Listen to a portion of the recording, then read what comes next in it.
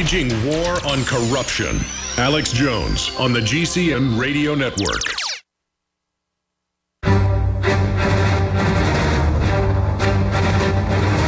Big Brother, mainstream media, government cover-ups. You want answers? Well, so does he. He's Alex Jones on the GCN Radio Network. And now, live from Austin, Texas, Alex Jones.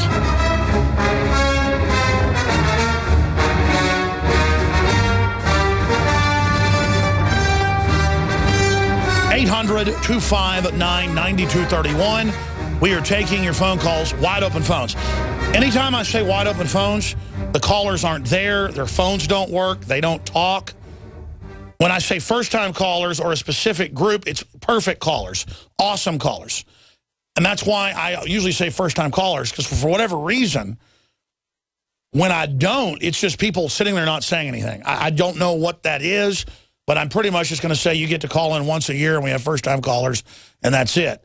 Because most shows sit there and beg for calls. We can get unlimited calls. Great listeners out there. You're wonderful people. And I know folks don't like to sit on hold, but we're not really making you sit on hold today. We're going right to you. So we're going to go to Michael.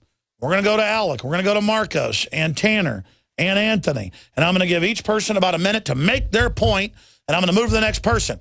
We're taking 50 phone calls this hour, or CJ gets to give me a horse bite. Let's go ahead and talk to Michael in Texas, talking about land grabs. Go ahead. What's up? Hey, brother, go ahead. First thing, I'll buy your lung cleanse, and it's awesome. So everyone that has bad lungs needs to buy it off InfoWars. Quit smoking, and it cleared me up. Awesome. Second thing is, I was kind of off the subject listening to the radio this morning. The farmer up in Nevada, not Monday, but the guy we were talking about last week, well, he said on the air he hates farmers and ranchers. Kind of blew my mind. Are you talking about the county commissioner that said bring body bags? No, the guy we were talking about last week. What's his name? He said you like the guy, but you don't believe in some of his stuff. What's his name? You're talking about Sean Hannity or Glenn Beck? Glenn Beck. There you go. He was on an AM show. He said on air he hates farmers and ranchers. Oh, I don't believe that. Or he was being tongue-in-cheek, brother. It's unreal. But another thing, the Louisiana law, why it falls. Can you explain that to me, what's happening? They're just creating NSA-style sub-databases where everything's thrown into it, and the system says that it'll pop up and the computer will say if you're a threat to the state. So it's a new form of discrimination, you know, to say that, oh, you're an enemy of the state. And I'm just saying a threat to the state is when the congressman is on there or the state rep saying this system will identify threats to the state, that's an authoritarian statement. It's like when the Army manual that was in 2010 that got declassified last year said we're preparing re-education centers for political dissidents. That's a Soviet term.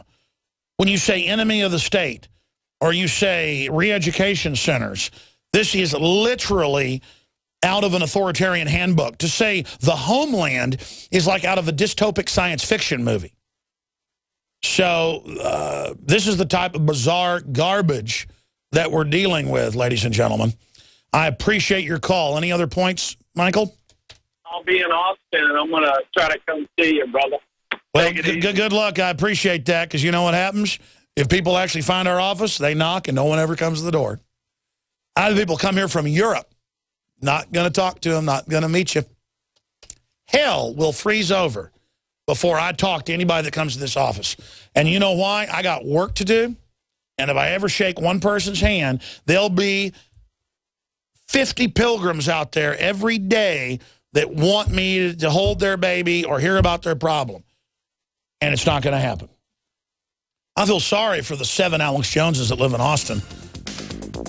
Because a lot of them called me begging for help. They go, people climb fences, come breaking our houses, you know, harass my wife, thinking I live here, I live there. A couple of the old offices we lived in have dozens of visitors a day. And let's just put it this way. You want to waste your time, and I'm not trying to be mean. I have a mission to do here. It's like I'm flying an airplane. I can't have everybody come up from the back of the plane and sit in my lap. And the headline is, Cliven Bundy responds to New York Times racism report.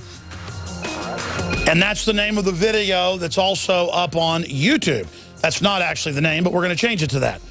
We're going to change the name to Cliven Bundy responds to New York Times racism report. I had said as the headline, Cliven Bundy responds to New York Times racism remarks. No, it's report.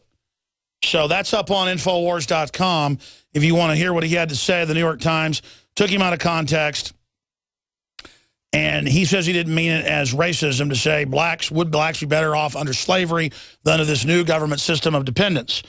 And that's a classic thing said by black conservatives, white conservatives, you name it, that it's just a new form of slavery. We call Agenda 21 slavery every day. We call the inner city slavery, plantations, reservations, whatever you want to call them. They want to now demonize a whole land rights movement, a whole states' rights movement with the whole race deal. Remember, it's the same New York Times that got caught creating fake photoshops of Russian troops. And the headline has been changed. It is up on Infowars.com. Cliven Bundy responds to New York Times racism report. And, you know, I'm realizing right now why I'm so nervous today, and it's because of the Russia situation. The Russians have said that if there's predominantly Russian ethnic areas of eastern Ukraine, that if the Ukrainian Putsch military, the occupational government military, it is an overthrow government, Western-backed by Soros, if they come in and start attacking Russians, that the Russian government will respond. That's now happening. And Putin came out and said he warns of consequences as Ukraine steps up offensive. So that's a big deal. Now, we're going to talk to Anthony, and we're going to talk to Alec, we're going to talk to Andrew, we're going to talk to Dean, we're going to talk to Tanner, and we're going to continue with your phone calls. When you hear one person hang up, that's your chance to get on by calling 800-259-9231. And I'm going to see how many calls I can go to, interspersed with some other breaking economic news, things we're going to be covering. 800-259-9231. I've got to give Governor Rick Perry some credit. He's warning the feds to stay away. It's not a dare, it's a promise from Red River land that the feds now want to grab 90,000 acres of Texas land, including people's private property that have the deed. It's not a dare, it's a promise. Governor Rick Perry warns feds over concerns of new land grab in Texas. The Blaze reports. Perry told Fox News. At issue are thousands of acres of land on the Texas side of the Red River along the border between Texas and Oklahoma.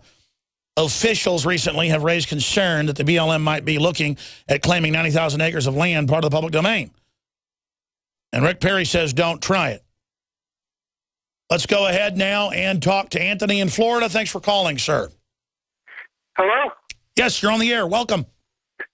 Hey, I'd just like to talk about the Russia situation, and I believe that those who run NATO and those who are in the State Department a lot of them are nothing but reckless and irresponsible buffoons who could care less about, you know, what happens to anyone else. And if we get in a nuclear war with Russia, it's going to be their fault. Do you think there's any, and I'm just thinking about what you just said, it's so profound. Do you think that there's anything to the claims that maybe there's a backroom deal at the higher levels above government between globalists, that they're going to act like it's a war, but let Russia have half Ukraine, and then the West has the other half, and then they use the crisis to demand a, quote, Marshall Plan as a new banker bailout?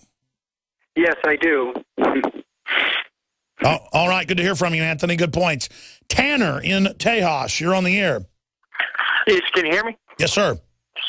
Okay, I want to report, I live in Lubbock, Texas. I want to report military helicopters, specifically Chinooks and Blackhawks, flying overhead at night. And I live in Lubbock where the old Reese Air Force Base used to be, and I can't put two and two together why they would be flying low at night. I mean, to the point where I can see the helicopter pilots. Well, they're probably doing drills at the old base so they have new areas to train in, which I'm all for. What I'm against is training in the middle of big cities. That's admittedly to acclimate the public for martial law.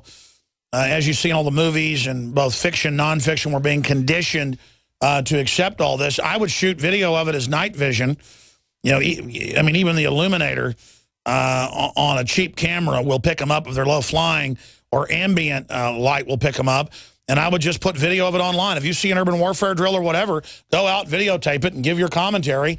Or if you don't want to put it on YouTube, mail it to us or email it to us, and we will put it on the InfoWars Nightly News. Send it to showtips@infowars.com. So much of what you hear on this radio show every day, so much of what you see on the Nightly News every day is coming from tips from viewers and listeners like you, Tanner. Thanks for the call. Alec in California, you're on the air. Hi, sir. First-time caller, long-time listener. First of all, I wanted to... are you there? Yes, sir.